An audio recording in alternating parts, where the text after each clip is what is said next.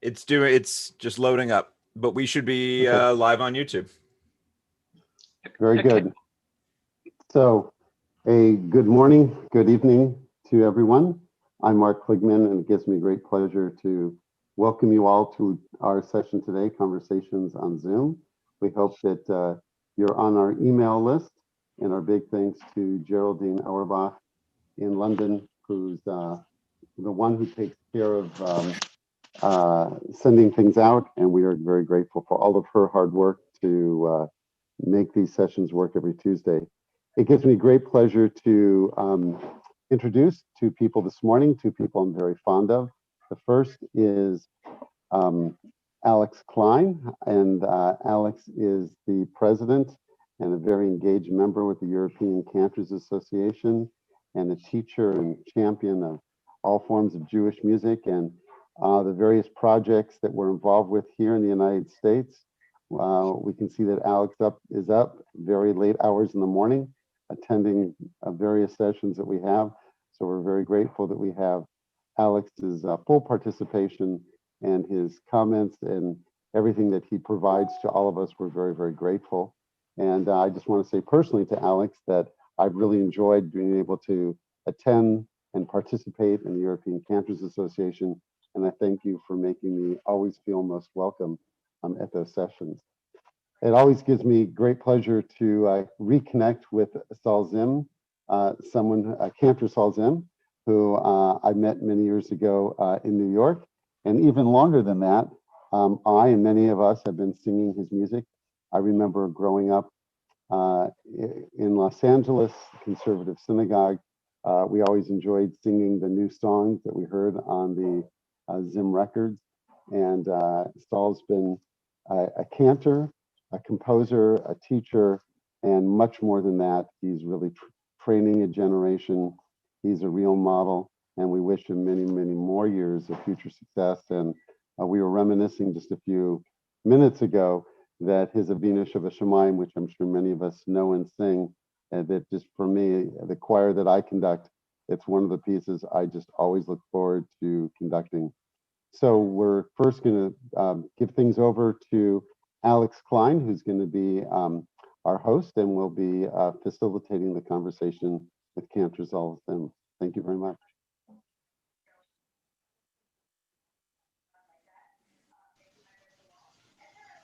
Hello and welcome. I'm very pleased to be in conversation with a very, very good friend of mine, a very dear friend of mine, who I have known for the head of the Cantors 50 years, and I'm very, very special, and someone who has contributed to the cantorate since he was a child, and I am going to ask him some questions, and we are going to be able to hopefully get a lovely full story of our dear friends. Sol also has been scholar in residence at two of our ECA conventions. He also sang at my daughter's wedding and came up to Manchester. And the premiere of Avinu Shabbat before it was an international success, was in Manchester at one of our Talmud Torah concerts way back when. So that was the very, very first time we heard it, and it took a little while to get going, but once it got going, it had the wow factor, and it has been sung as a Sol signature tune all around the world. What I'd like to ask Sol is, you grew up in an Orthodox home from many generations of Chazonim, and your father and mother came from Poland, and your three elder brothers were born in Poland. So can you tell us a bit about how you got to America, or Canada as it was? Yeah, thank you. First of all, thank you to all who have, those introductions were beautiful and I appreciate them. And what I would like to share with you is that My father was, Olav Shalom, was a chazan, a moel, and a shochet. His father, Olav Shalom, was a chazan, a moel, and a shochet. And they really they were in Lamaz, Poland. Lamaz, Poland was very unusual. They had about, uh, I'd say maybe 5,000, 8,000, excuse me, 1,500 Jews in Lamaz. And my grandfather, Oliver Shalom, was in charge of the Shechita there, the Mila there, and not unfortunately, but fortunately, the Cantorial. He was the chazan in the shul, and he also taught many Talmidim there, not chazanut, but Talmud Torah, and that's what he was teaching. And after he died, and my father was quite young when he died. My father, I understand, was 15. He he was going to school in Lamaz, and eventually just became a went into the what they call the olive oil business as an individual, and then was looking for things that he wanted to do. At that time, he got married to my mother of blessed memory, also, and was a such a he had a voice which was unusual, a very unusual voice, a beautiful, gorgeous tenor voice, untrained, untrained. However, very well, he was so knowledgeable in so many different things. He was very so in Europe. Then he 1939, just before the war, they get a call, and not a call, I should say, is a telegram those years. And the telegram says, you know what? You must get out. My older three brothers who were born there, which were Colton and Ralph, who are no longer with us, unfortunately, Olav Shalom again, and my other brother, third brother, Sidney, who is now Rabbi Sidney Zimmerman, he, they all came over on the last boat. You could not get into America at that time because Roosevelt wasn't letting Jews into the United States. However, he was able to get into Canada, and they came. And my uncles from who my mother's two brothers who arranged that they have somebody put up a certain amount of money for them. At those years, that's what they had to do. And he put up the money for them so that he could basically come over with all five of them, my three older brothers and my mother and my father. They came over. Now, my father did have a beautiful voice, but he wasn't a chazan. So what did he do? He came. How was he going to make a living here? Because he left everything. He left in the middle of the night. He came over. He was came into Nova Scotia, where he was able to go, where they were accepting people from that boat. He went into, and it was basically July. He got himself a job for the High Holy Days. And they loved him. He was able to get immediately a job and went, and he was able to get a job as a chazan, which he never was, even in Europe. But I'm emphasizing, his voice was beautiful. I still have some recordings of him. with the choir and myself when we were growing up. Anyway, back to getting how did we come here? And how did we come from Montreal, where we were living for a few years, about 2.5 years approximately, where he was a chazan, but he was there as a chazan sheni. My father didn't speak English yet. He knew Polish and he knew Yiddish, and that was it. What was the next thing? He went, so 2 years, and he didn't have a way of making a real living for a family. He went and he studied shchita, that his father was able to do in Poland. Studied shchita with a very, very top person in Montreal, and saw that there was a job open for a cantor, a major job. Excuse me. He went to Toronto, became the chazan in the Minska shul, uh, which it was also called the Saint Andrew's shul. Andrew's shul. By the way, it's still around, and it is still functioning. I must tell you, it is in the Kensington Market area.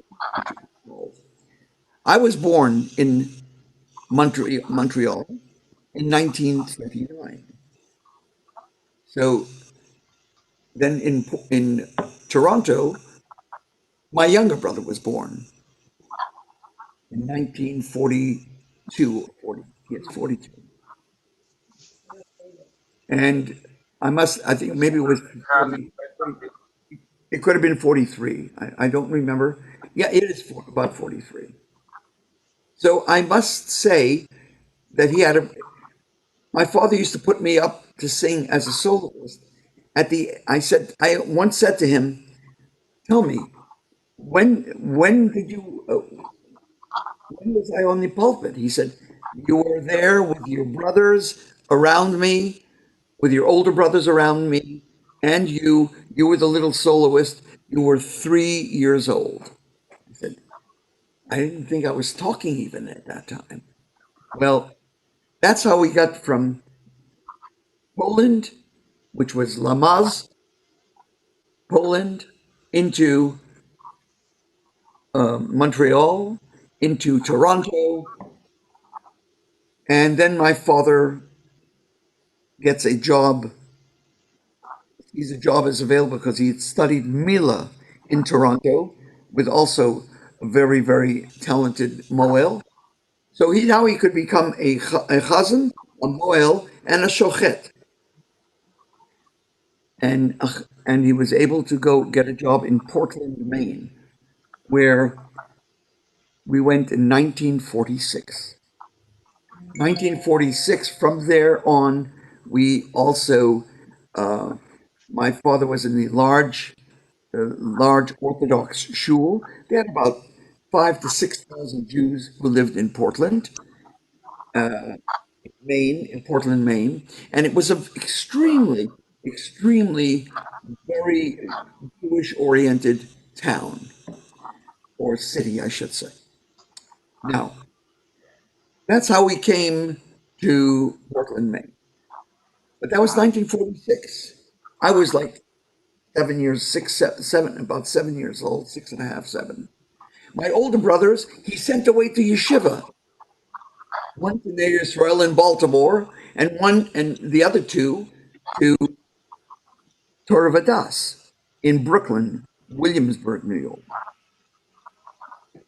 Well, my father felt that there was not enough Yiddishkeit, and not enough that I would be able to learn, and my brothers would be able to learn. That's why he sent us away. My mother wasn't so happy about it, but she understood that she had to make the sacrifice, and she did. Anyway, as we went on, that's how they got to Brooklyn and got into My father stayed in Portland as a chazan for 35 years. Every high holy day, only the high holy days, did my father have everybody together around him. The choir in Portland grew. My father used to bring a Professor Jacob Rosemarin from Montreal to teach all of us music, solfege, at in Portland when we first arrived. I can remember that.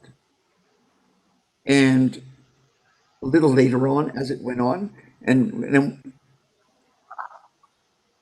then of course we went. Yes, then my father eventually sent me to also to Torvadas, and that was in the same area. My older brothers were in Torvadas.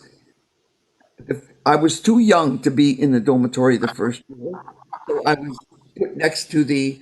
There was a person who took in all people who were from out of town. It was also like a dormitory.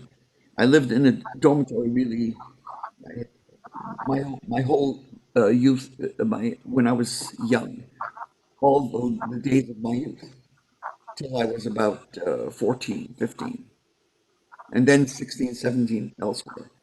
But I must tell you, I never, I used to go back home only for the high holy days and in the summer when, uh, because when I lost my voice at the age of 13, like most men do, most male boys do, lose their voice.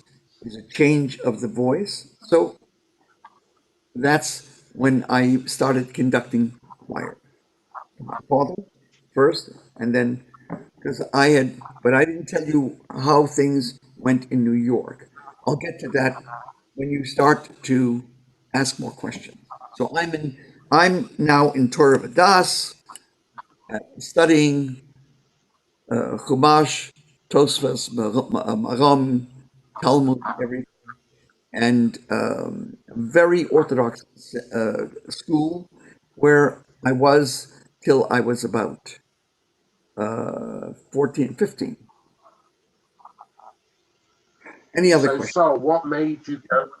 What made you go into the Cantor, and when did you start composing? I mean, you went with Pinchy to Torvadas, and then I believe from the stories I hear that you went from shul to shul to shul, from stiebel to stiebel, hearing some of the great chazonim at the time.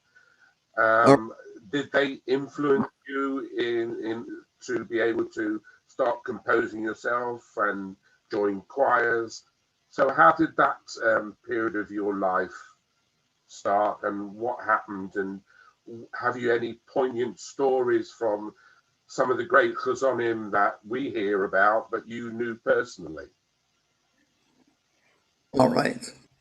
When my father took me at the age of about 7.5 to 8, I think it was that about that time when he took me to New York, to Williamsburg, to Torah Vadas, and I was living in the dormitory.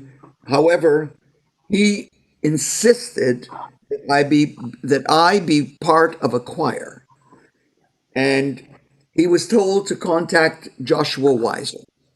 He took me to he was Chazan Joshua Weiser, who used to teach all the great Chazanim. I used to when I actually lived in his house one full summer, and people used to march in during this. They used to march in one student after another. He taught so many Chazanim. He had close to 15 books out, 14 or 15 books, all choir, beautifully done. Of course, he had been writing and writing for many, many years. And I had the opportunity to study with him and sing in his choir for 1 year, because after the 1 year, he gave up his choir. He decided only to teach. So, and in fact, I have records where he taught me music to bring home and to sing in Portland, Maine when I was there for Yom Tov with my father, duets, etc., all kinds of things. And he used to write all special things. I have a whole book of it. Now, he was one individual. He was an unusual genius when it came. He wrote music, and I had the opportunity to learn that, not only from him, but from the different choirs I had sung in. I had, when Weiser wasn't able to have me in a choir anymore, in his choir, my father went and started looking for other choirs. I went to Machtenberg. Machtenberg at that time, he wrote that Shechayonu,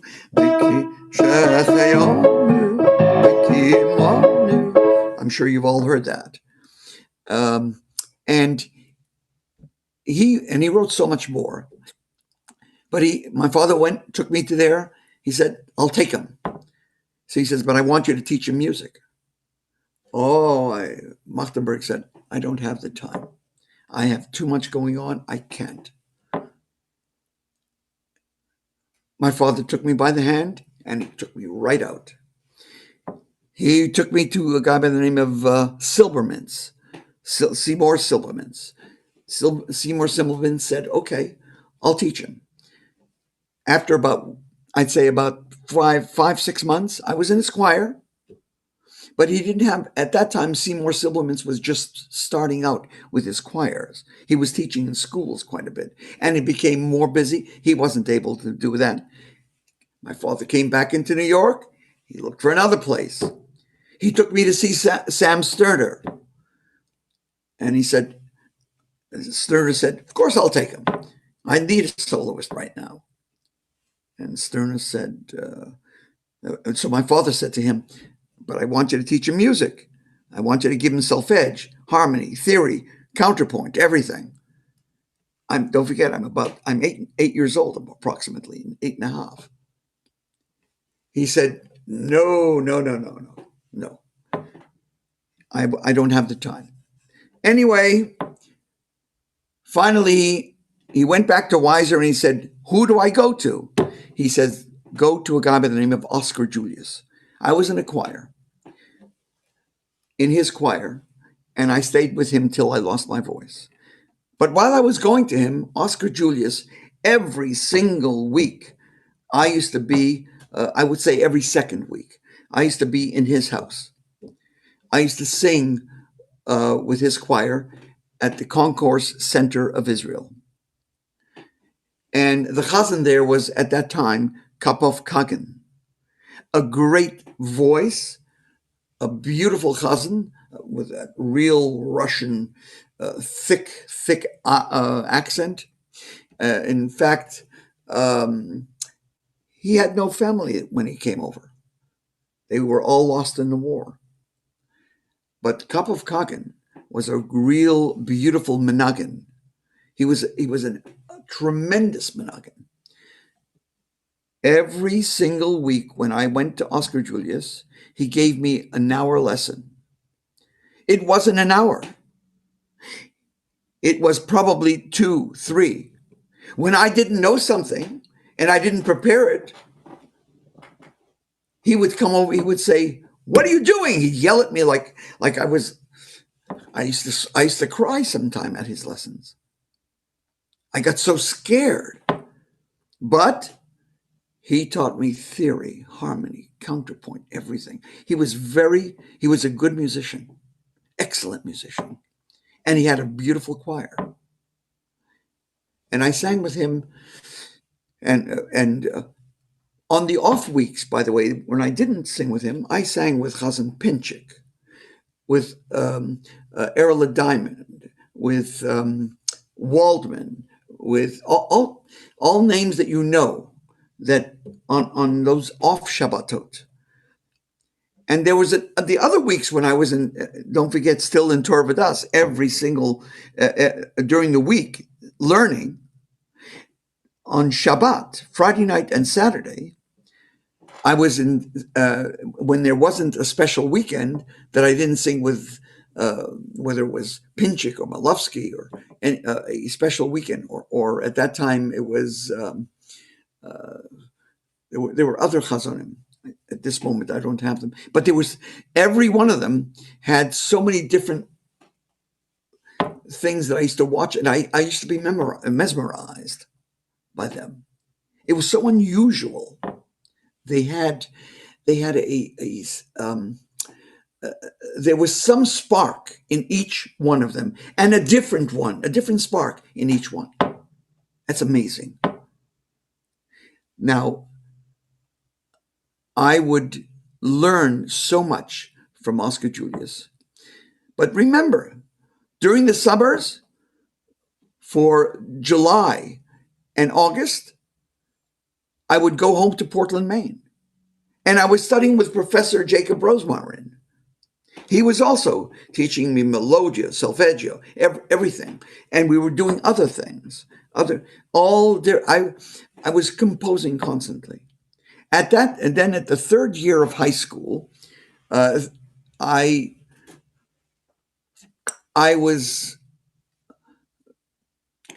didn't come home to the dormitory because I was living in the dormitory at Torah Vadas.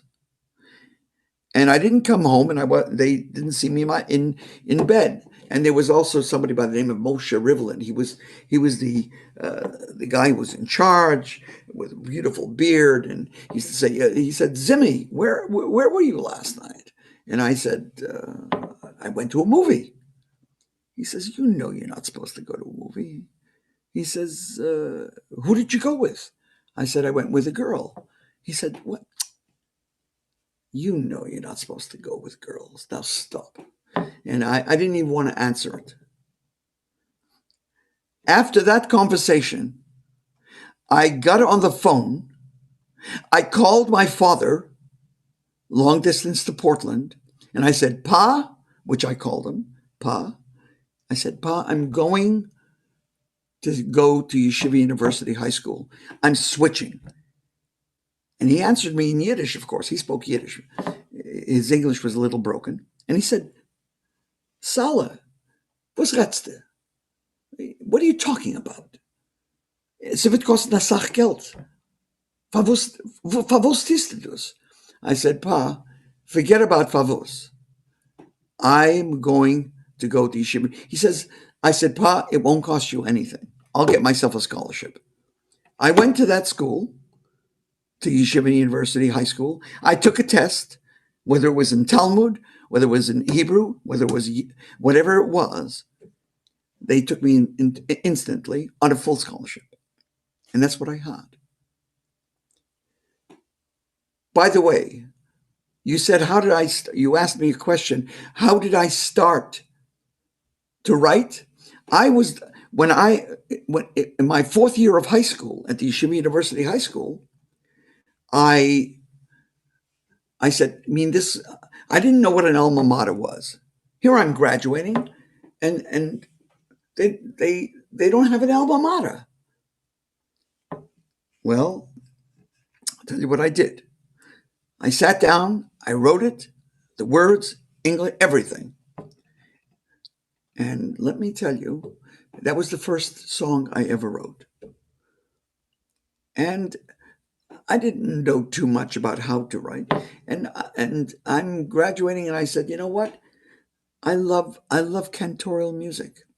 I think I'm going to go to I'm going to go to the seminary and do the dual program with the seminary, Jewish Theological Seminary.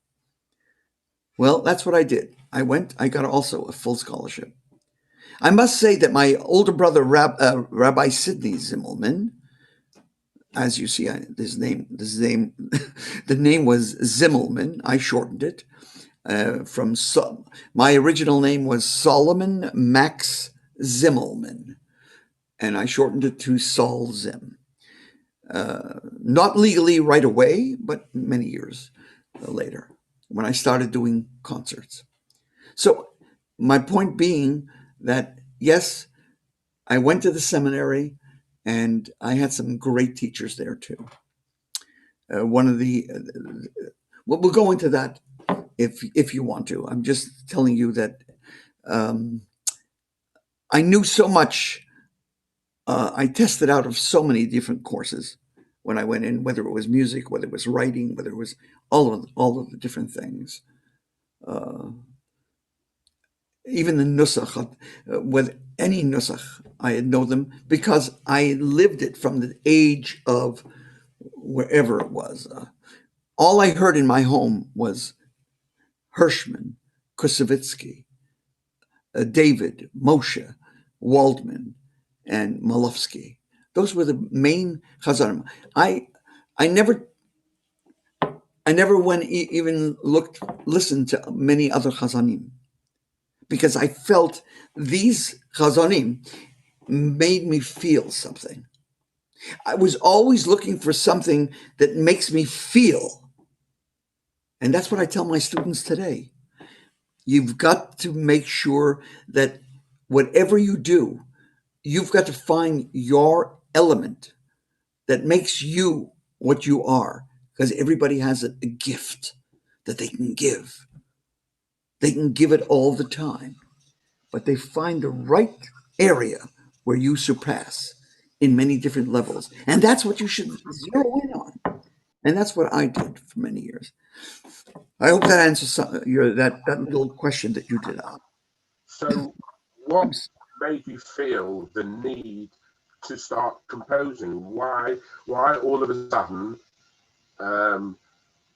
What was the reason behind you composing? Was it because of the state of the cantor? Was it because of the need of other people?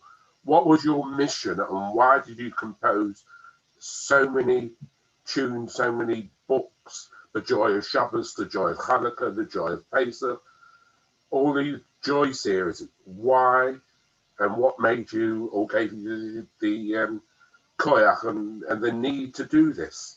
Okay, very good question. When I started, how did I start?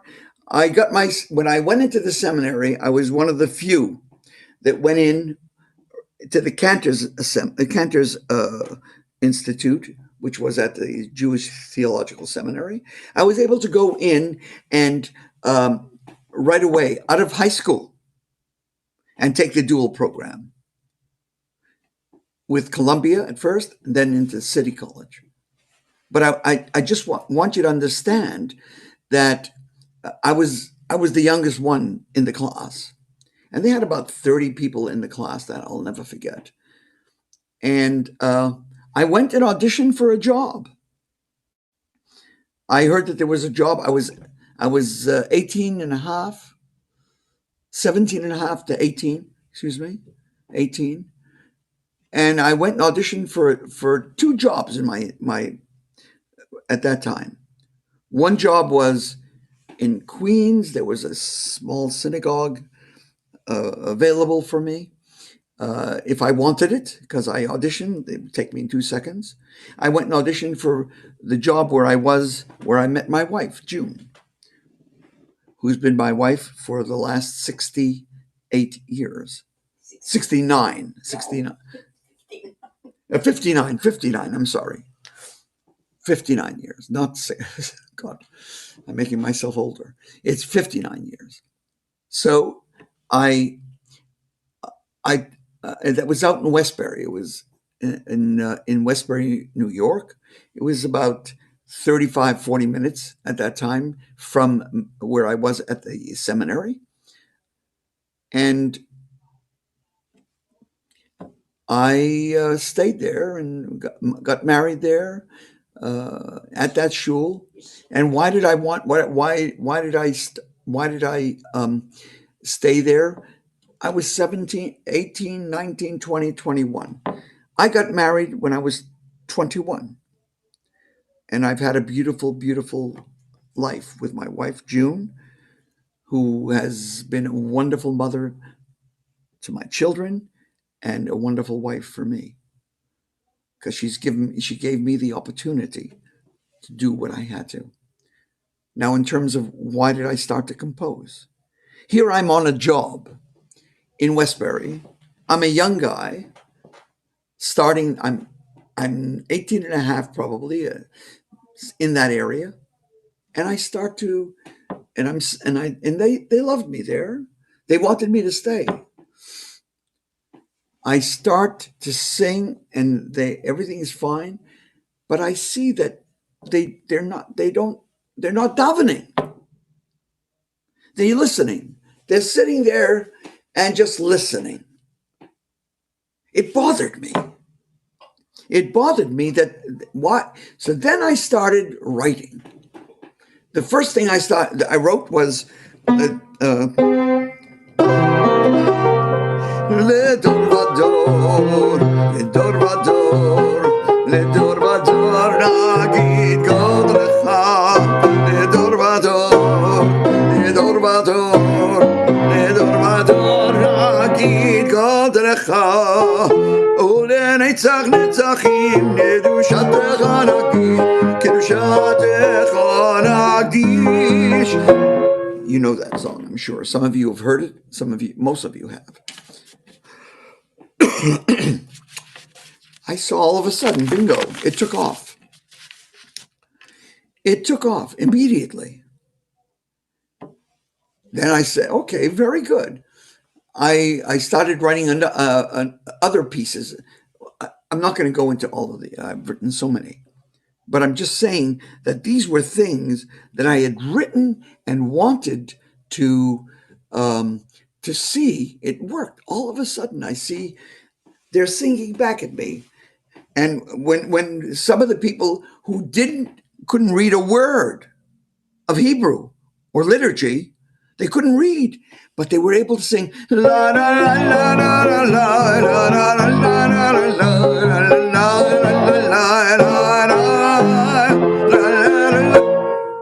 They were able to sing that. So I said, you know what?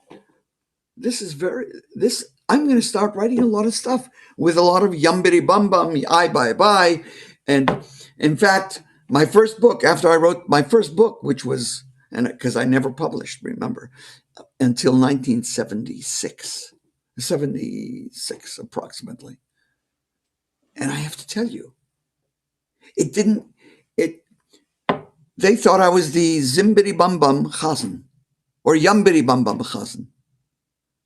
They didn't even know anything about my chazanut and my ability as a chazan, or what I did, or the many, many pieces that I had written already. Anyway, I hope that tells you why I started to write music. I just didn't find people being part of the service with me. I wanted them to be part of what we're doing here. And then when it came to davening, yes, then you can sit and listen for the soul of a chazan, which they should be listening to, and they should, because that's what a person has to strive for, to create a warmth, a love of prayer. So how did you come to recording for United Artists? In 1968, you had a 2-year contract with United Artists record label. How did that come about? I mean, he was a young Jewish boy who was chazonus minded, cantorial minded, and here is an international recording company. Okay. Who not known for Jewish music at all. So how did that come about? Okay. Good question. Thank you, Alex. Actually, I had recorded one album prior to that with my brother. We were the Zimmel brothers. What happened was I went to Israel in 1966. My first trip to Israel. Those years, I had 2 children already, and I couldn't even put two pennies together if I wanted to save to go to a nice, wonderful a vacation or somewhere. So I said to my wife, I said, you know what? Let's go to Israel this summer, and I'll I'll get an apartment, and we'll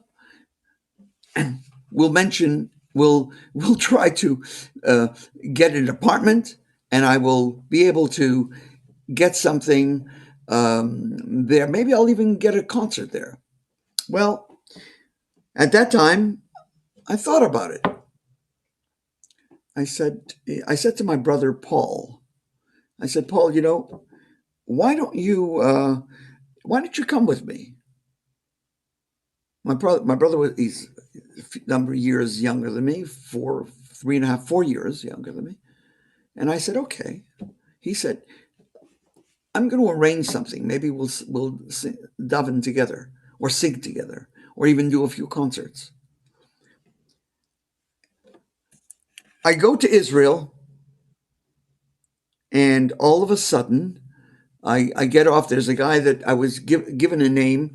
Of course, it was prearranged. I had arranged with somebody by the name of Yonatan Yuval, who at that time, and he's Olav Shalom, he died.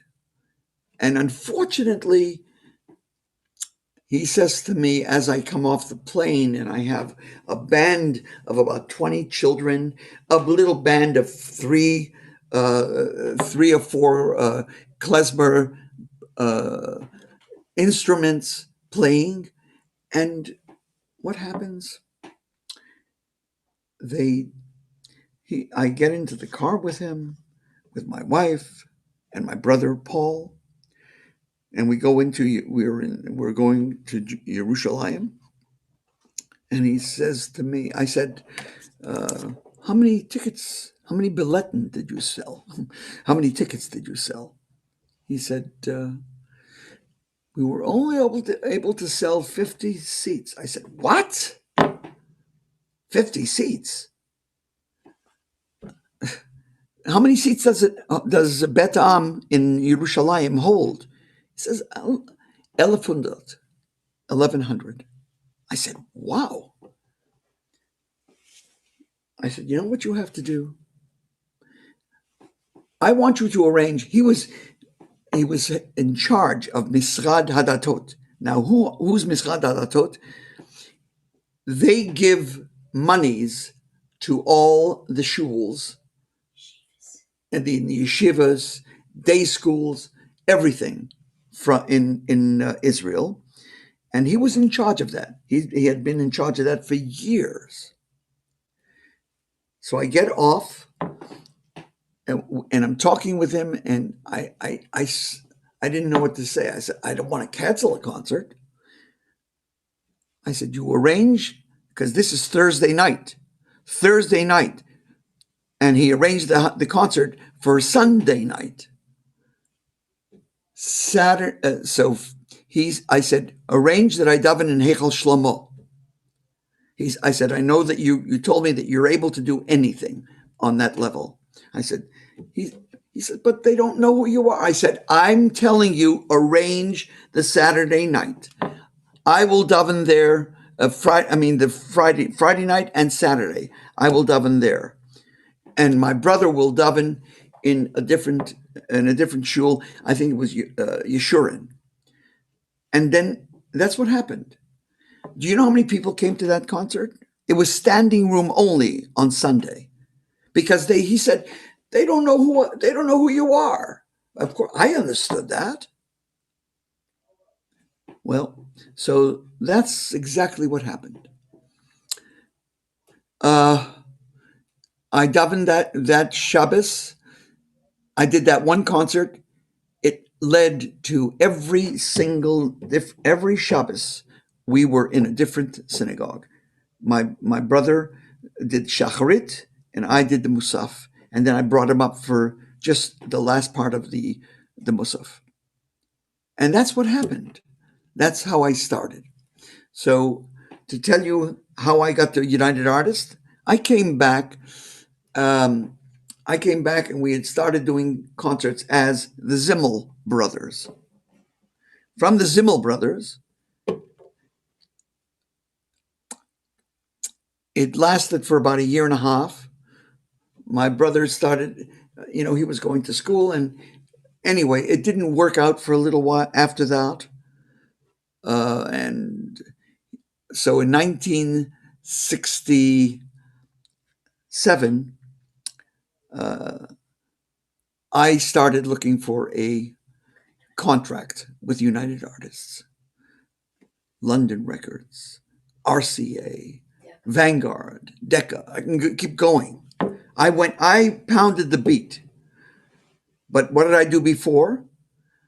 I loaned $10,000 from two people. And these two people, I said, you will have your money back in 6 months. And I went to these people because I didn't have my own. I went to these people and I said 6 months. And they didn't even charge me interest. Next thing was I find Gershon Kingsley, Robert de Cormier, who do beautiful arrangements, orchestral arrangements. I gave them my pieces that I wanted to do. I made the record. I made the whole thing. I went to Vienna. And how did I come to Vienna to go there? Because I know that Gershon Kingsley did all his concert, a lot of his work with Jan Pierce. I was friendly with Jan Pierce. I met him through where I was studying voice at the time with somebody by the name of Alex Lorber. And that, and he said, okay. He says, Jan Pierce tells me, I'm telling you. He says, I told him I'm going to Vienna. I'm going to the same place where you made your records. I have Gershon and Cormier. They're doing my orchestral arrangements, and I'm giving them my arrangements that I want to do, etc., etc. I went. I came back and I went to all of these record companies that I mentioned before, every one of them. I got a bite from London Records, but I had to pay back $10,000. It wasn't enough that he was going to give me. I went to the other ones. RCA said, well, we have this one. And it was my luck that at United Artists, Jan Pierce had been with them. And Jan Pierce was just leaving. And I'm a nobody with not a name at all. And I come to them and they say, when I had gone to all the other, just a small thing for you to understand. When I had gone to all the other major companies, I had gone to the presidents. You're supposed to go to the distributor, the vice president of distribution. His name was Mike Lipton. I'll never forget it. He said to me, you've got a deal. I said, how much are you going to pay me? He says, I'll give you a 2-year contract right now, and you'll get $18,000. I made money on the deal. You've got a deal. I shook hands. And that was it. That was because I did it with a full orchestra in Vienna. And I was young. I didn't have any background. But that's how I got my first United Artist.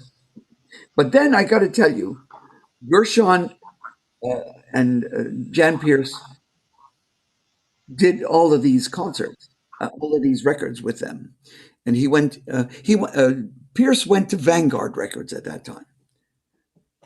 Okay, I'll never forget it, and that's when he started making the records with Vanguard. So I'm really, that's how I started making my own records. So how do you go about composing? I mean, what comes to mind? How do you help somebody who wants to compose? What do you need to do? How does it work for you? Do you get an idea in your head and then work from there?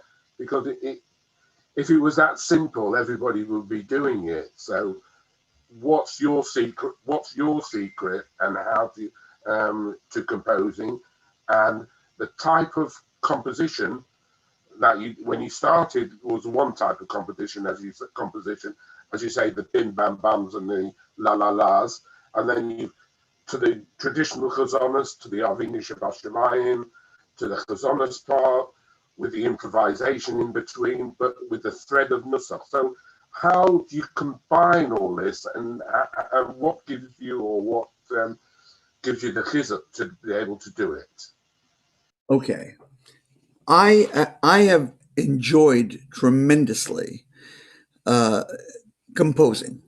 I enjoy it. I sit down and I can write something 2, 3, 4, 5 times until I come up with what I want it to sound like. But what do I look for? I firstly look at the words. The words. What does the prayer tell me? Is it a somber? Is it a joyous? Is it a very joyous thing? Um, uh, am I? What kind of a feel do I want to give it? That's what any person who writes does. Yeah, you have to know what you have to take the words and analyze. I always believed whether it's, and even in Chazanot, you have to take the words and translate that into music. Make people feel something when they hear it. And that's, by the way, I have done choral arrangements of everything that I have written. I have choral arrangements of everything. And I've written all choir material for the High Holy Days, for Shalish Regal, for everything. I just love writing.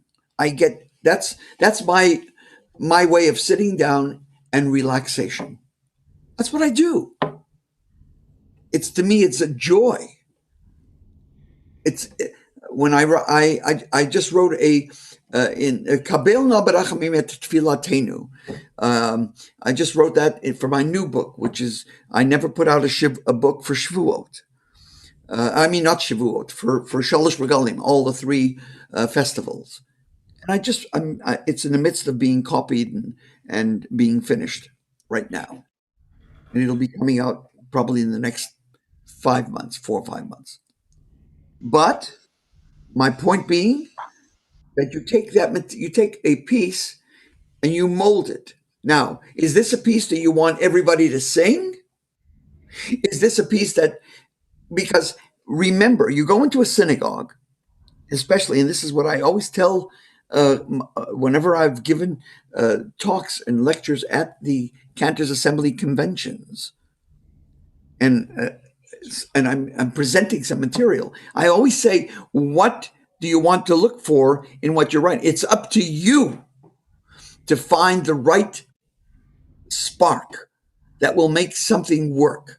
It's up to you to find the spark for you yourself, for what you do as a chazan, to make people feel prayer. It's so important. Look, I had as many as 1,000 children in Central Park at a major concert. And I was doing it, 1,000 children from the tri-state area of New York, New Jersey, and Connecticut. From yeshivot to people who came just from the children. I'm talking about a children's choir. I've always had a children's choir. Always had an adult choir. Always. But I believe I don't just want to do music. I want to do music that makes people feel. And they have to feel it. If they don't, you're not doing what you're supposed to as a chazan. I was commissioned by different synagogues to do different different compositions, different services. My first Hasidic service that I did was commissioned by up in Toronto. The name of the synagogue, the Holy Blossom Temple, Cantor Meisner.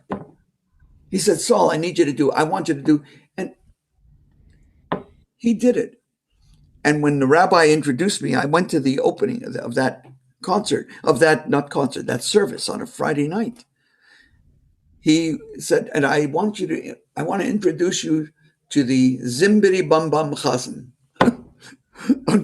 What am I going to tell you? That's what it was. I always did things that would work, not because I have a piece of music, let me try it. Don't try it unless you know it works and it fits you. You're quite unusual for a chazan these days, and you are Cantor of the Hollis Hills Bayside Jewish Centre, and you've been the chazan there for over 50 years. I have been there myself with Yvonne. We were there for, I was there for Purim, for Shavuos, for long weekends, and you are absolutely adored, and they all know your tunes, and the congregation becomes your choir. That's correct. This is something very, very special and quite unusual for this day when there's a lot of hiring and firing about within the Cantor and the rabbinate. What is the secret of your, how can I say, shidduch between the two of you, and how do you advise chazonim today to make things work within their congregations so they can also have a nice future? I've always been, at first, I was never really very, very involved, but I work with wonderful people in my congregation. I have fantastic rabbi who is a scholar, who is so bright, he is warm, and he's so nice. I've always had a wonderful, and his name is Rabbi David Wise. He's you got to I luck out. I've been lucked out to the point where I thank God I've always had rabbis who, in fact, he harmonizes with me. My synagogue is a choir. My rabbi even harmonizes with me. He harmonizes the correct harmonies. He's got a fantastic ear. I said, how come you know all the harmonies? He said, because my father taught me. Yeah, I was in a choirs and I listened to certain things as a young man, and these were the harmonies. These were the right harmonies. I knew what to do. And I had a Rabbi Simkis, a Rabbi Joseph Simkis. He lives in Israel now. He retired. But he also, I had 29 to 30 years with him. It was marvelous. And with Rabbi Wise, I've been 15 years. I've been in my synagogue many years, but I also have great leadership. They really are leaders for today. They know what they're doing. They know what the synagogue needs. They're always there to do the right thing. And they do. I'm lucky that way. And I've always told my synagogue, we've got to do A, B, or C. Not that they only listen, but they say, you know what? You're right, Saul. I have been in this my whole life. And I've seen that you have to be, that's lucky to have the right leadership leading your synagogue, to have the right rabbi, whether it's a rabbi sheni, also a cantor sheni. I've always had even good a good shamus in my synagogue for many years. I had a Reverend Strassfeld. In fact, his nephew, I think, wrote three books. Um, I was very fortunate. That's when I went to my synagogue. Uh, I I had three choirs: adult choir, children's choir, teenage choir, and I had a shamus who taught all the b'nai mitzvah, who took care of all the minyanim, and I had a rabbi who was marvelous all the time. I thank God for those years. Can I ask you another? Going back a number of years, you were you did something quite innovative, and wrote a Friday night rock service called David Superstar, which Yes. I remember very, very well when it came out, and probably way before its time. But that was something that encouraged the youth and the adults and choirs to express themselves at that time, in the right era when these Broadway shows were of that ilk, like Hair and so on, and Jesus You're Christ so Superstar. you are so right. I must tell you, that was a time when I was. Don't forget, I was doing all kinds of. I always had like 30 children in my children's choir, and I had about 35 in the adult choir. And in my teenage choir, I waited. In the beginning, I waited until they grew out of the children's choir and became teenagers. But that's what I loved doing. So my point, and that was what I did. And I always had the best conductors.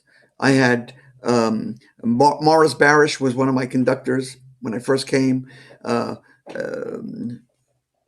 Moti Lazar was a conductor. Paul Cavon was one of my conductors.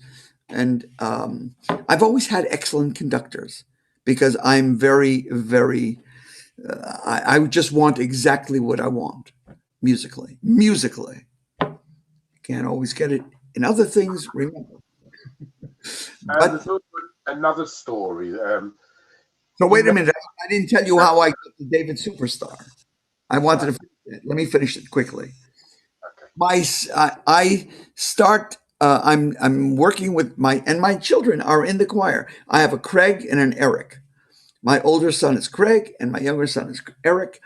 And they say to me, "Dad, you write all of these wonderful, wonderful things, songs and compositions, and why did you write a rock service?" I said, "What?" I said, all I knew was classic music, opera, chazanut, and that was it. I used to listen, when I in New York, all I did is put on QXR, or I'd listen to chazanut, or I'd listen to a symphony. I was always listening to that. And because that's where I lived most of my life. I was about 37, 36. And all of a sudden, my sons say to me, "Why don't you write a rock service?"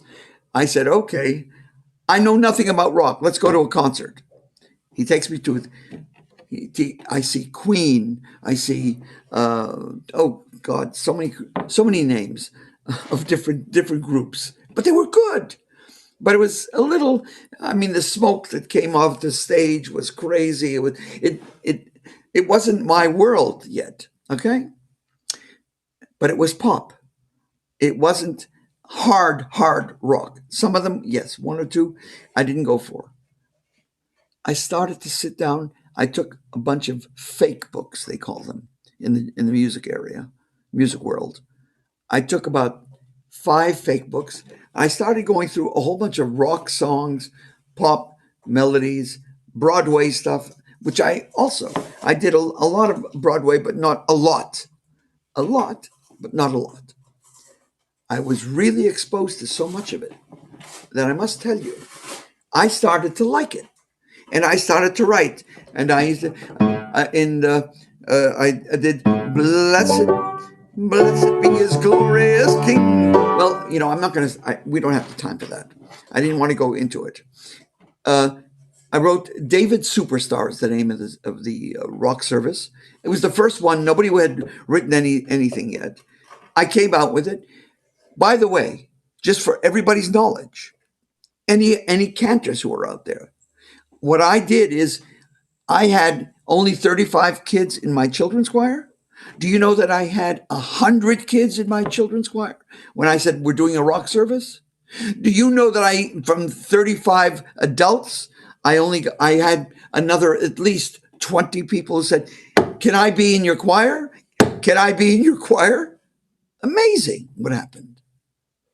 But that sparked people to want, and they love it. I meet people today who were in it years ago.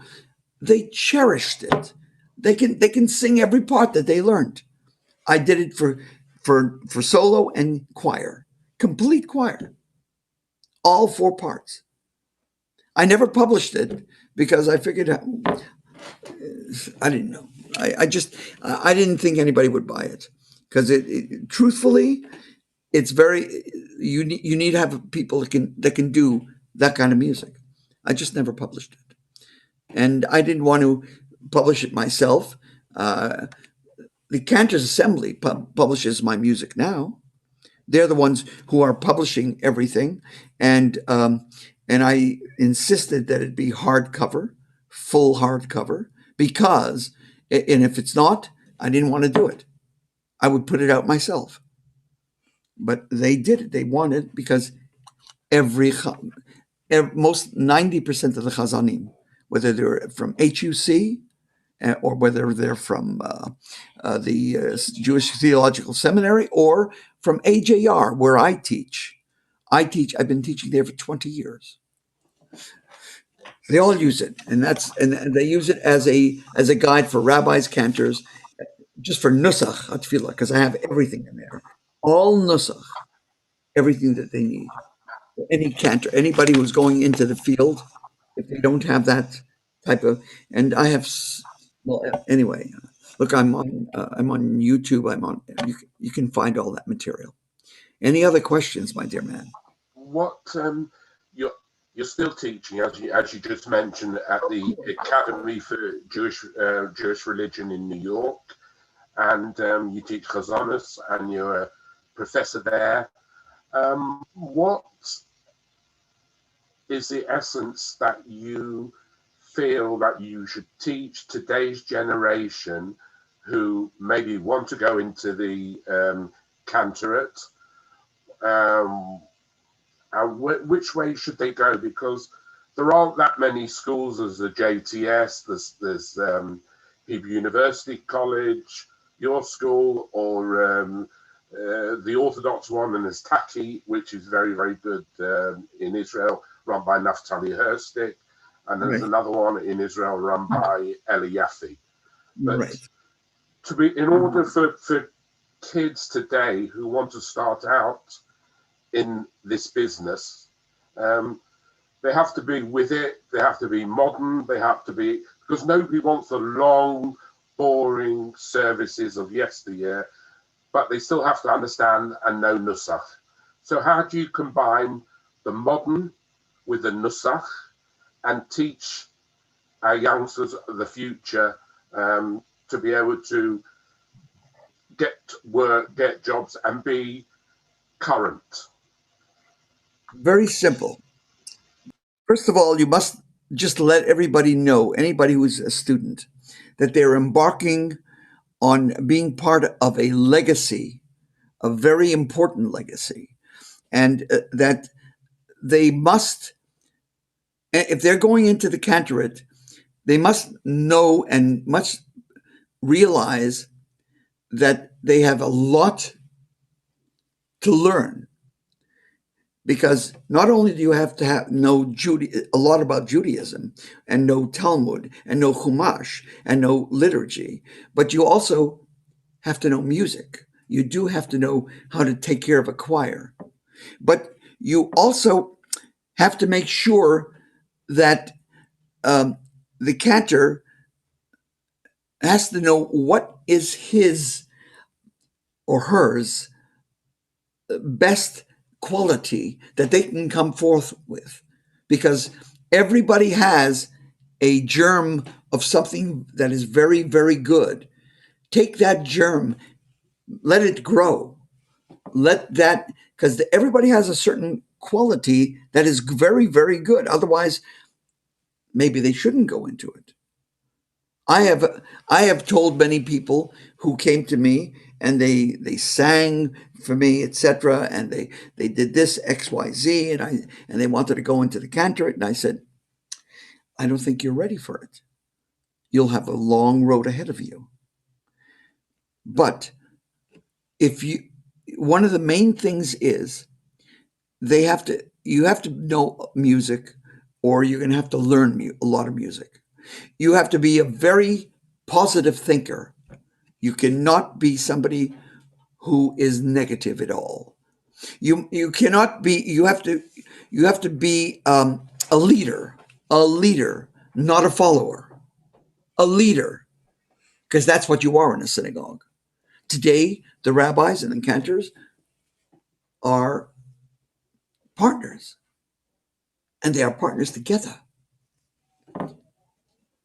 And also, they have to know that always learn the things that you can do that will make the individual or the congregation feel prayer.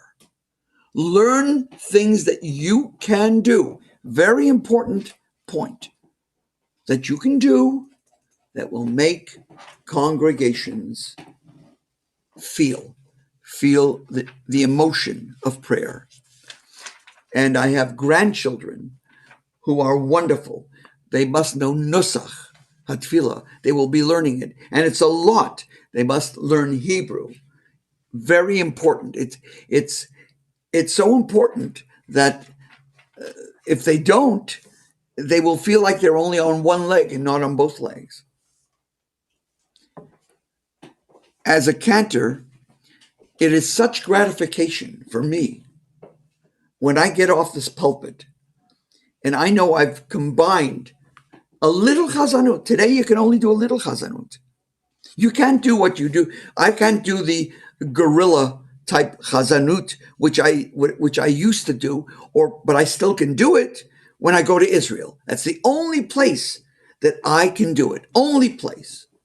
So I tell you, I get gratification when I'm able to do just a little bit and a little melody and nusach hatfilah, be a leader, have your choirs, do major programs, special programs, and tell them, because you will feel so gratified if you do certain things, that if you can make a person feel prayer, you have come to the point of the highest level of beautiful emotion. That's something that you should try and always strive for. You see a lot of services which are shortening within the reform movement and the conservative movement. People are bringing in props, guitars, the piano, orchestras to enhance the services. Is there a way of embellishing services or getting the congregation to join in without having to use what I call children's service props or props? Is there a way of teaching our cantors to be able to stand on their own and still get the best out of their congregations without having to bring in musical instruments to do so, which is maybe something that the church... It always sounds better. I could understand. It'll always sound better. Just to answer it very quickly, Alex. It does sound better when you do use instruments. I'm not against it. If those congregations want to use it, and if they're Reconstructionist or Reform or left-wing conservative, nothing wrong with that. That's their prerogative, and if that makes their service work, it's wonderful. a lot of congregations are going to using drums now, which is another thing that they use. Nothing wrong with that, but that should be only one element of what you do. Yes, you can have a service without music behind you. I do it all the time. I don't have music in my synagogue on Shabbat. Pre-Shabbat or for Havdalah, for the end, yes. When you do something that has, for example, the Havdalah, we do all our Havdalah now here on stream, and it's not in the synagogue. It's basically here in my home where I stream, and we have a whole bunch of people on the stream, and they're listening, and I see them doing this constantly, and they're enjoying doing it. Why? It's the flavor you give it to them with. You must study with the right people who show you how to make this. You can't sing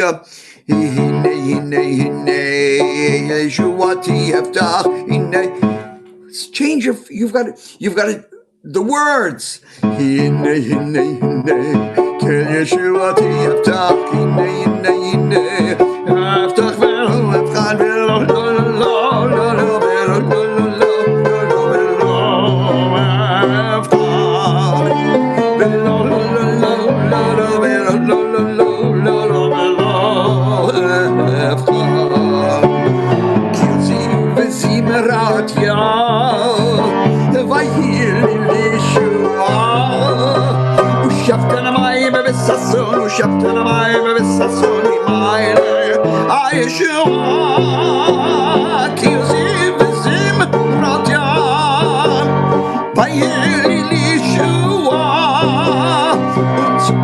I'm just giving you an idea of what I'm talking about.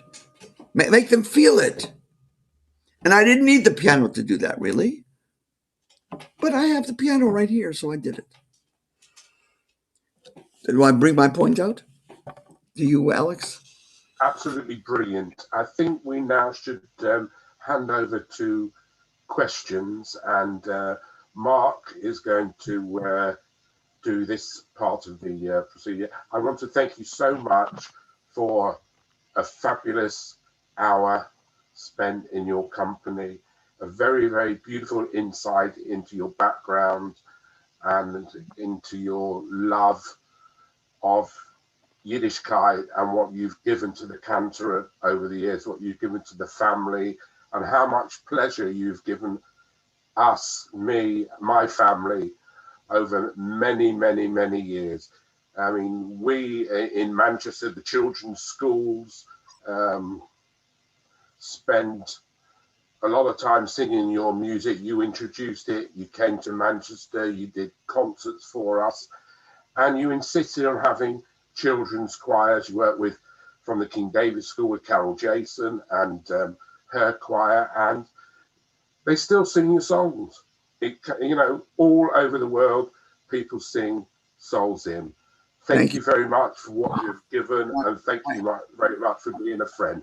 I want to thank you for giving me the opportunity to share some of this with the people in Europe and wherever they are. But not only that, I want to say thank you to you, Alex, to Geraldine, and to, of course, Mark Kligman, and to Lori.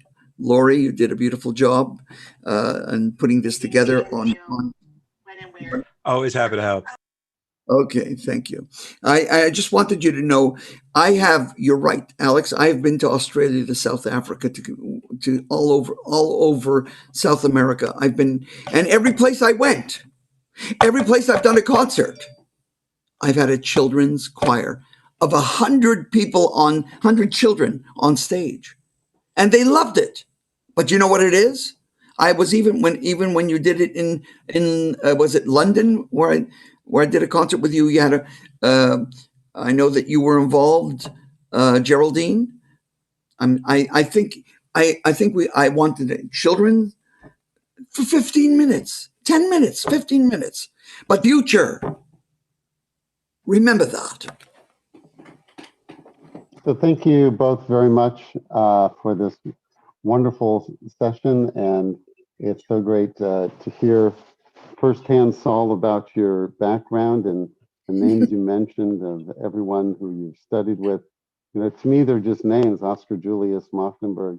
To you, they're people that you've really learned. So I get to hear more about them through you. So I'm grateful for that, amongst the many other things that you've already shared with us. So let me just tell you, there have been just some wonderful comments in the chat about people who've sung your music, people you've collaborated with, such as Benny Meisner and many others, and they all send you best wishes. So we're not a terribly large group. If people want to just put a message in the chat, I'm happy to ask. If you'd like to raise your hand, we're happy to let you ask the questions. But while that is happening, let me just ask one question that's come in, Sol. And the question is from Lori Black, who basically says, to a certain extent you've answered this, but I'd just like to hear you maybe more directly focus on it. You know, thinking in our American context, what role do you think Hasanut plays in the future for reform and conservative worship? Because I think that, you know, there's the getting people to participate, there's Nusach, there's Hasanut. We sometimes separate these things, we sometimes put them together. But I just would love to hear what your thoughts are in terms of what your experiences are and what your, you know, efforts that you're making in your teaching and what your thoughts are on that. I as I said before, there is a legacy that we all are listening to. And yes, they may be a little expanded sometime when people come out with very modern ideas, but they should, the legacy is our nusach. There are certain things. Yes, years ago they had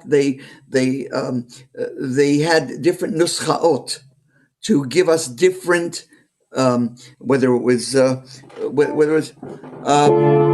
Hamari Varovim. We knew it was Sholosh Regalim. But what happens when it comes to Yontev? When you hear the melody,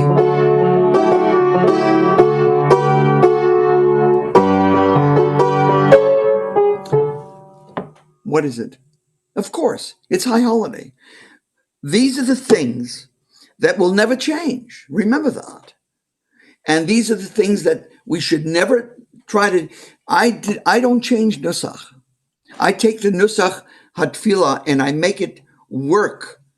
And I take the certain little melodic structures that make up our nusach, whether it, no matter what it is, and I put it within. There are only about 7 or 8 of them, but use them for people to be able to learn. This is what we. Would you like to demonstrate some of that? Because I think we're all familiar with a lot of the melodies, but maybe do you want to demonstrate things that you've done with Nusach? I have many books that you'll see that in. Well, I'm trying to say each nus, every area has.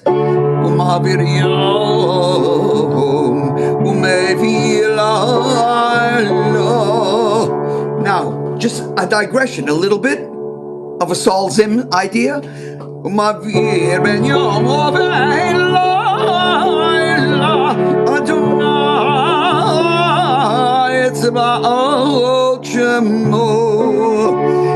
And these are the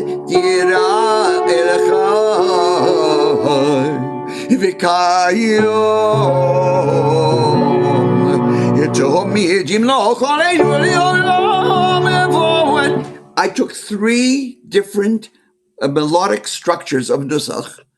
I put it into the Yom Tov Nusach, but I didn't go away from it. I just put an augmented 2 or 3 notes or 4 notes, which fit into what I do. Or in my books, I don't put that in. I just put the normal ומעביר יום, ומביא לילה, ומעביר בין יום ובין לילה. אדוני צבאות שמו, אלוהי וכיום, תהומית ימנו straight nusach, but you can take that nusach and augment it, make it a little prettier, and then you've got the melody. Then it comes. Don't go into the minor let's say in the ahavat olam. Stay in the minor, in the major. Go into the major. If you want to do a melody, so people maybe want to sing. Kiem chayenu ve'orech yameru uvahem nege yom balayla yom balayla kiem chayenu or yalayla. Stay in the nusach. Don't go into a minor there. Look, I've been teaching nusach for teaching it. I've lived it my whole life. But for 20 years, or to over 20 years, I should say, that I've been at the Academy for Jewish Religion. And I know what they need. But I give them alternatives. In the Reform movement, you say, will it continue? I think the Reform movement, yes, they're using the guitars. They have gone. When I did a thing for the HUC and ACC, at their conventions. The first thing I did when I did the Shalom Aleichem and people, it started going. It went wild in the Reform movement.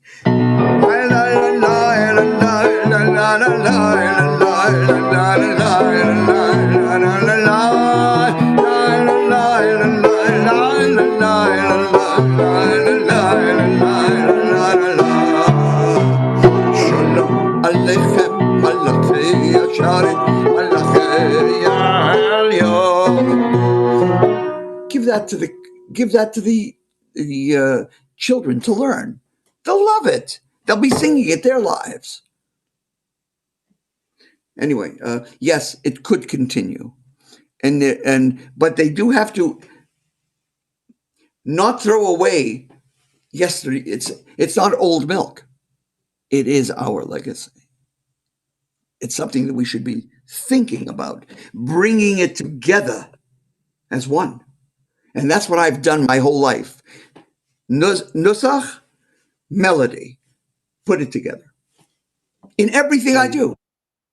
Absolutely. You embody that so beautifully, and I just really appreciate all your passion. So just a very small question that Rachel Adelstein is asking is, what year did you write the L'Ador Vador? It must have been, I think it was 19, let's see, I got about 60 or 61. I'll tell you why I wrote the L'Ador Vador. There was a reason. I was with a Rabbi Aronoff, Moshe Aronoff. I think he's just died. He lived in Israel after he retired. And that was in a conservative movement, in a conservative shul, excuse me. And he was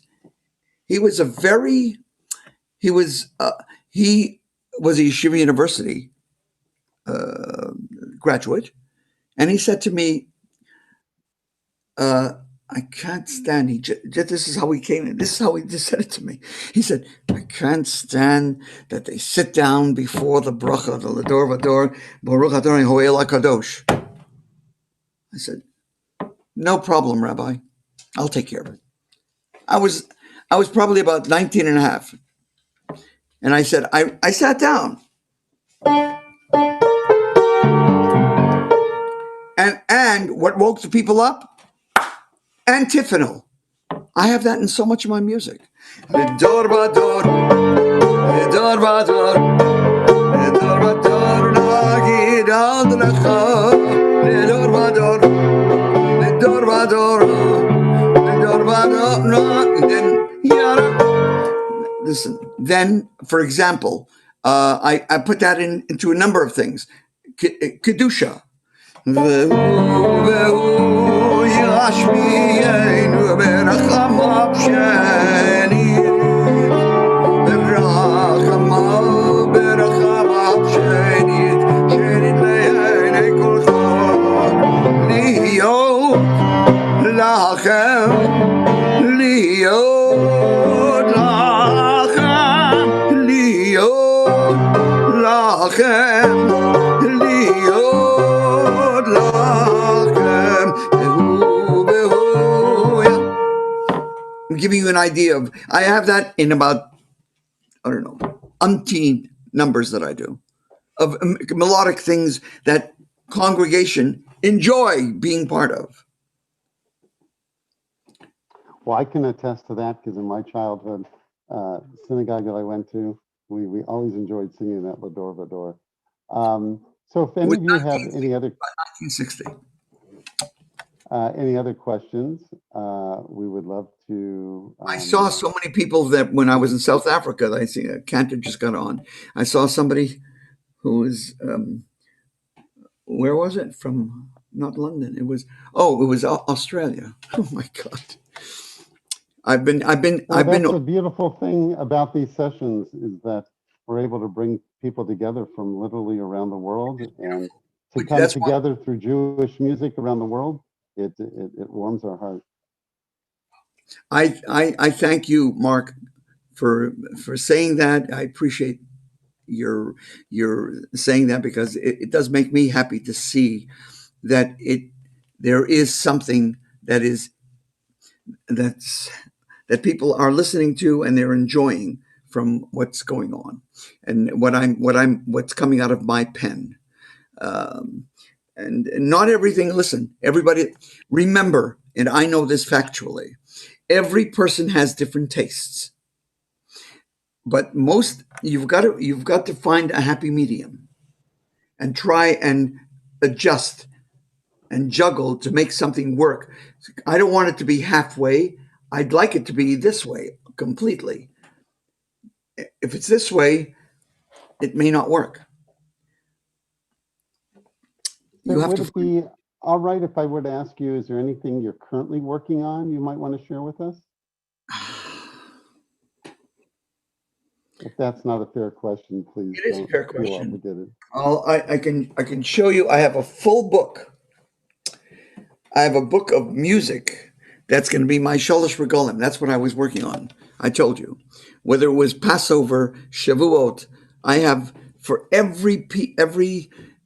I mean, I've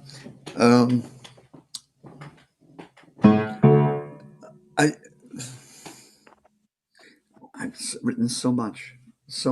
I have written, today in the Reform movement, they like taking 5 words or 10 words and just repeating them and doing them. I have, yes, I'll always find something where you can just take the words and make them, even if you want to sing it like, here, I just wrote, if Sholosh Regalim falls on Shabbat, Yismechu b'malechutecha, Shomrei Shabbat v'koreone, Shomrei Shabbat v'koreone, Oneg Shabbat, Yismechu b'malechutecha, Shomrei Shabbat v'koreone, Shomrei Shabbat v'koreone, Oneg Shabbat.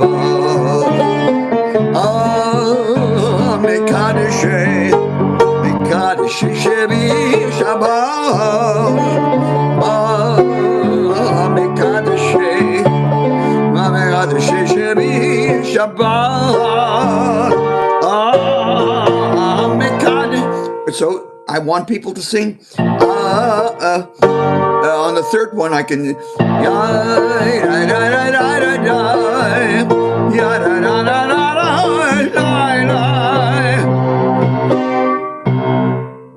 I forgot it myself. I just wrote it about. I put it into the book in case it's on Shabbat.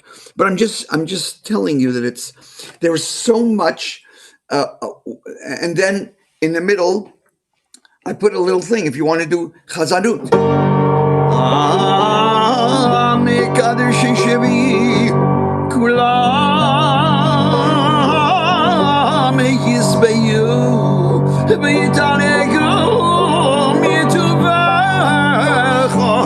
Shabbat, Shabbat, Chemedat Yomim, Oto Karata, Zecher L'Maseh Bereshit, Shabbat, combine always both. Combine melodic. Look, today in the Reform movement, they were doing a lot of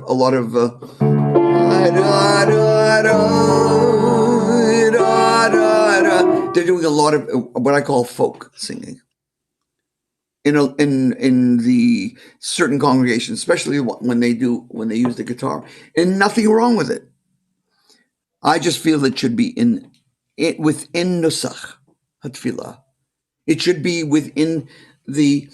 Not that they have to use those motifs, because every nusach hatfilah has motifs, and I said that before. There are 7, 8 of them. However, those 7, 8 motifs could be utilized in that melody, and that's what you do. That's the right way to keep the legacy of what our 300 years. 350 from the 1800s. That's when it started. Zeroing in on what the nusach would be: High Holiday, Sholosh Regalim, Geshem.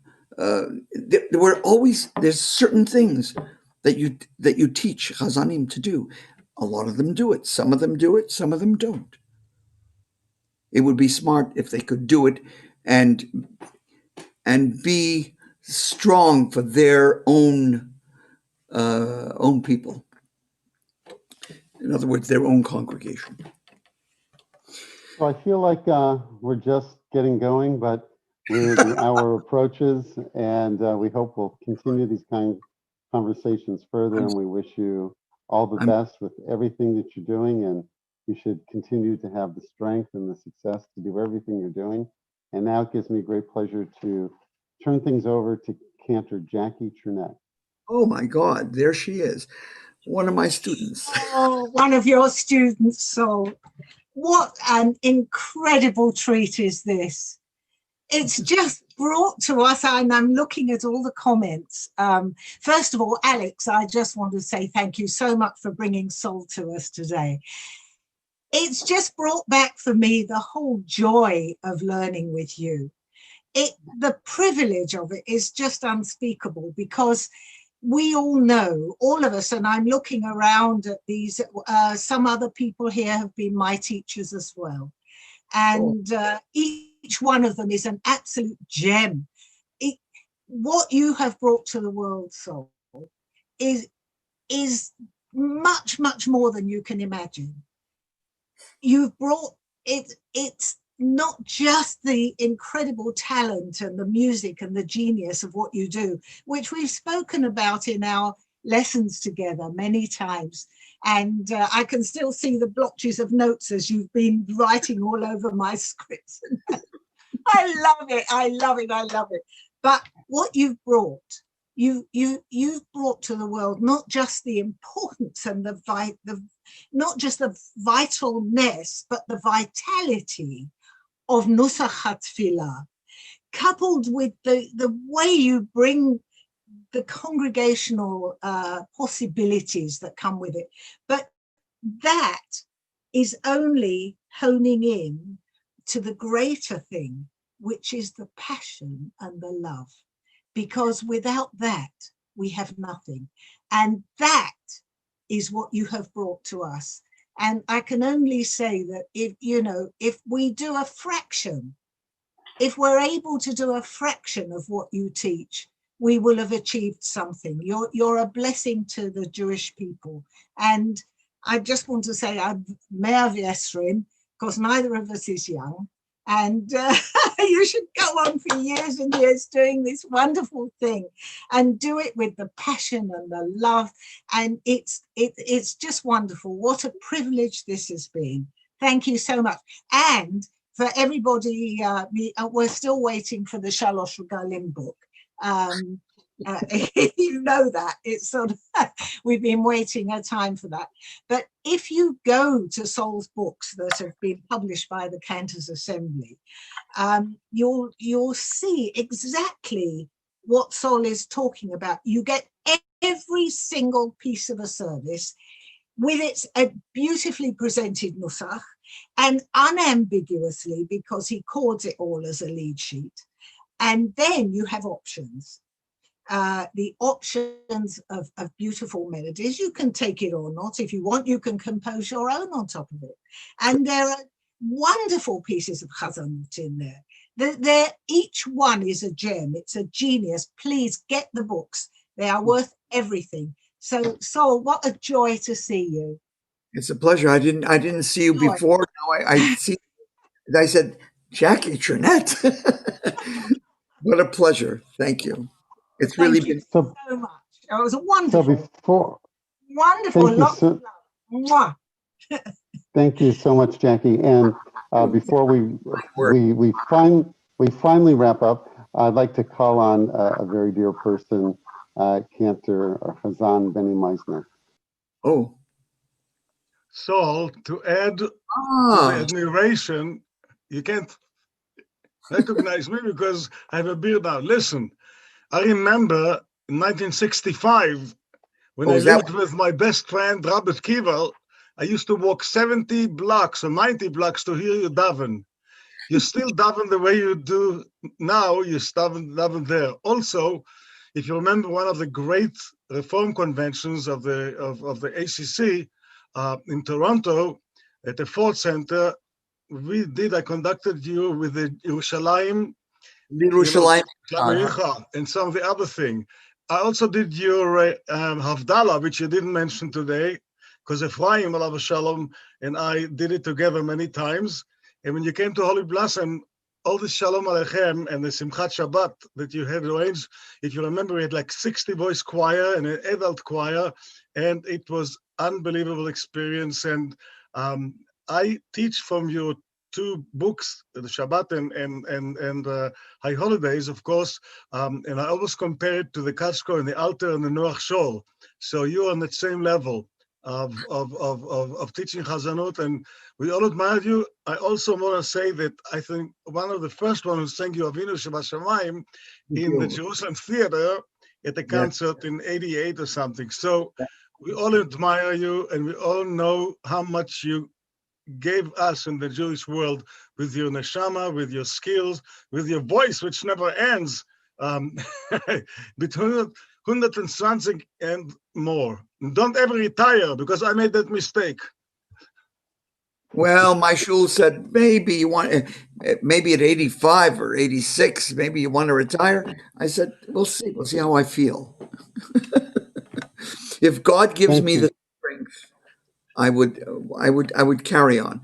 But at a certain point, I have wonderful 5 grandchildren who are so a lot of J's: Jonathan, Jordan, Jared, Justin, and Ryan, and they're all excellent musicians. They all write. They all play 4 and 5 instruments. My son owns 5.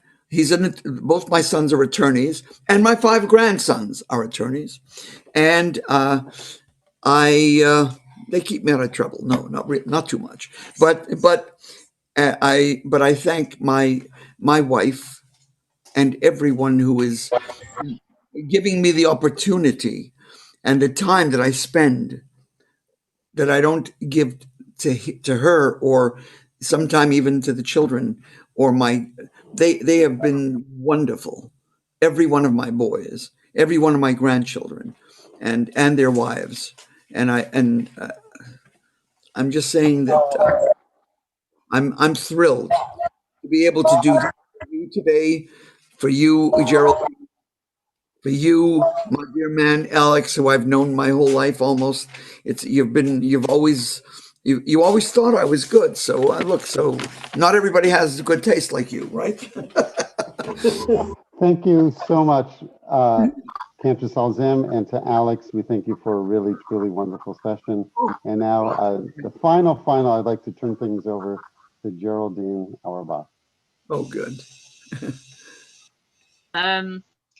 It's been a wonderful session, Sol and Alex, as everybody has said, and what's come to me is that you do it to make people feel something, and that is the key to everything. So absolutely fantastic.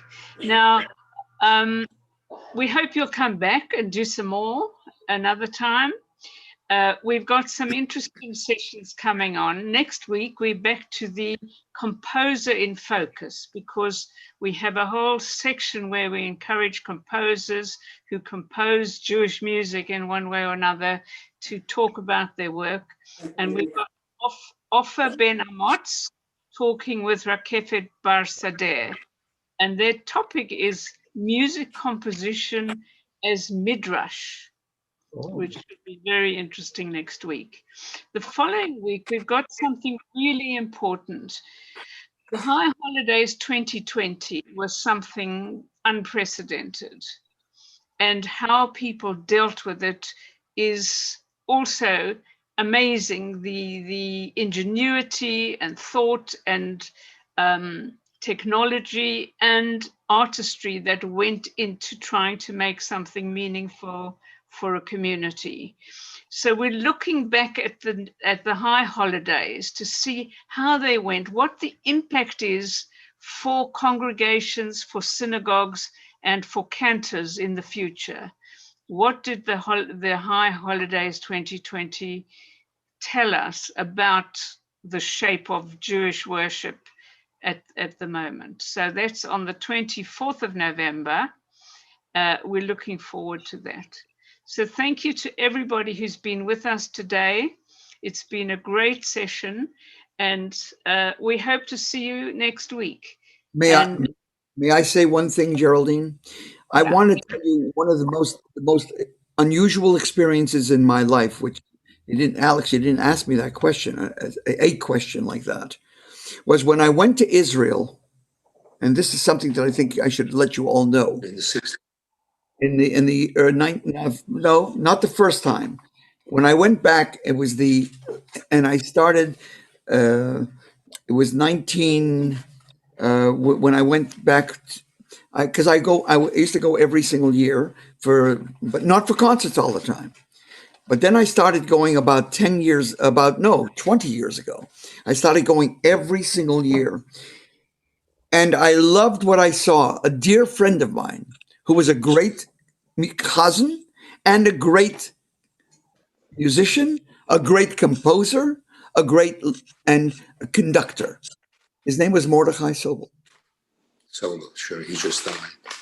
He just died, and he was unbelievable. Never got the real recognition that he deserved, but he was unbelievable. Yes, he had done concerts all over. Well, He had done concerts all over, and unfortunately, he died about a year and a half ago. And then, unfortunately, because he did orchestrations, he brought Jewish music to this level, to the highest it could be, more than it ever was, and brought it to that very high level. And now that I've had the opportunity to even work with his son has that same Ophir Sobel. Dynamite. These are talents that really should be even brought on to a group like yours. They should be exposed to people who he may not have the full name yet, but I'm just letting you know that he's marvelous. And has done so beautifully, and he writes, he conducts. He's not a chazan, but he knows chazanut like I know it, and I love that he does. Anyway, I just wanted to mention to you that every time I go to Israel once a year and I sing with him with the Israeli Philharmonic, which he does. Every father did that for 50 years that I know about, that he brought me in for 20 years. And now his son is doing it. These are gems of people who can write, compose, and they should be, and conduct unbelievable musicians. But Jewish music. Oh, yes. Well, so Oh, what okay. you need to do is what you need to do is to invite him to do a conversation with you on this channel. This Okay.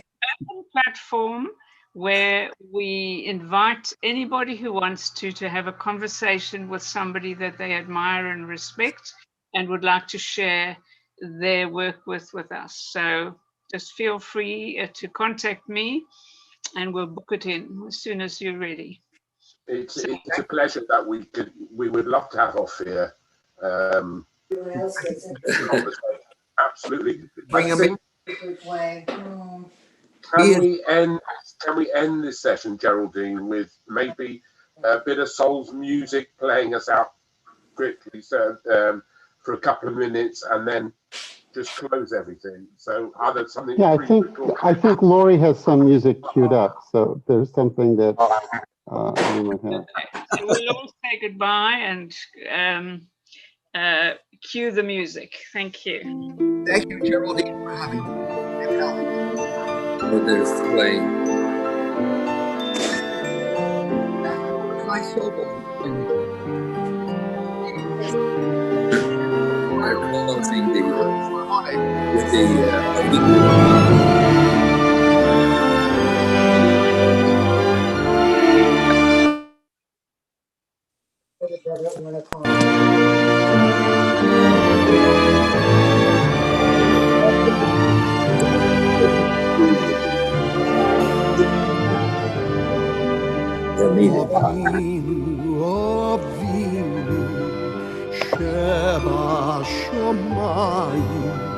Zur Israel begor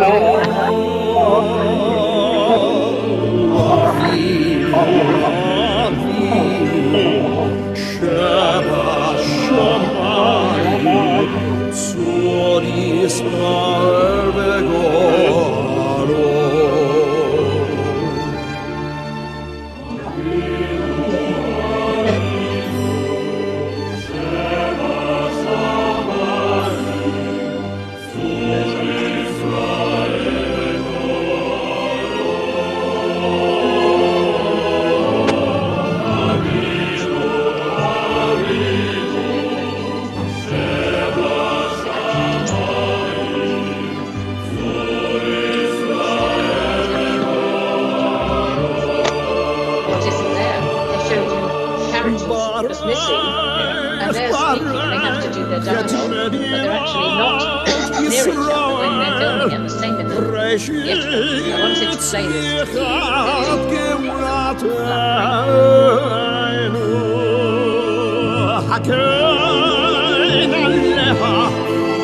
בעברת חסדך ופרוס עליו צדקת שלומך אבינו שבשמיים צור ישראל וגואלו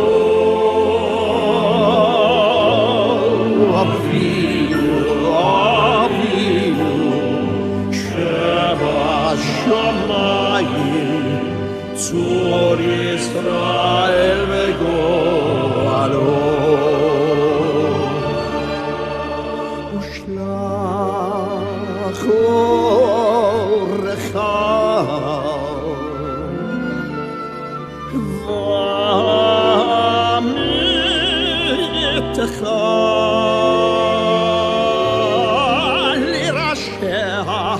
sarra vayota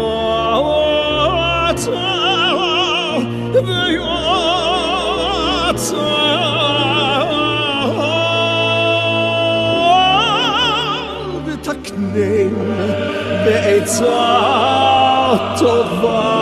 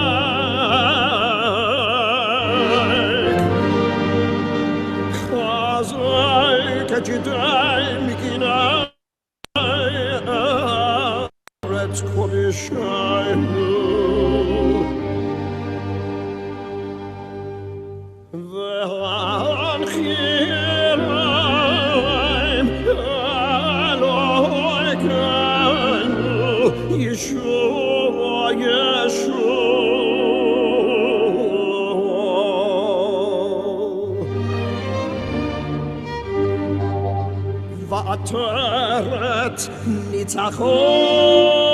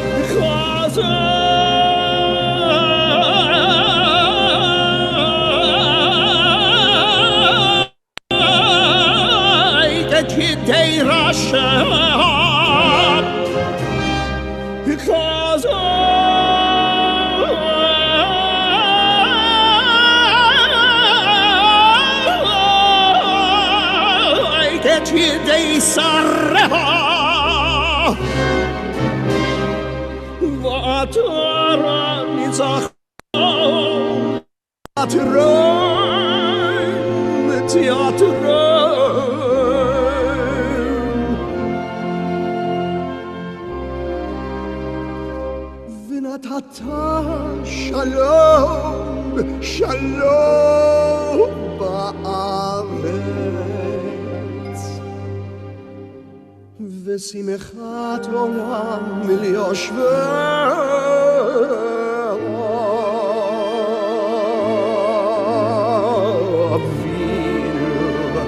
avinu she'ashamayim tzur Yisrael v'go'alo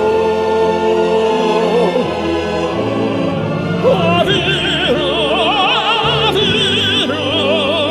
she'ashamayim tzur Yisrael v'go'alo tzur Yisrael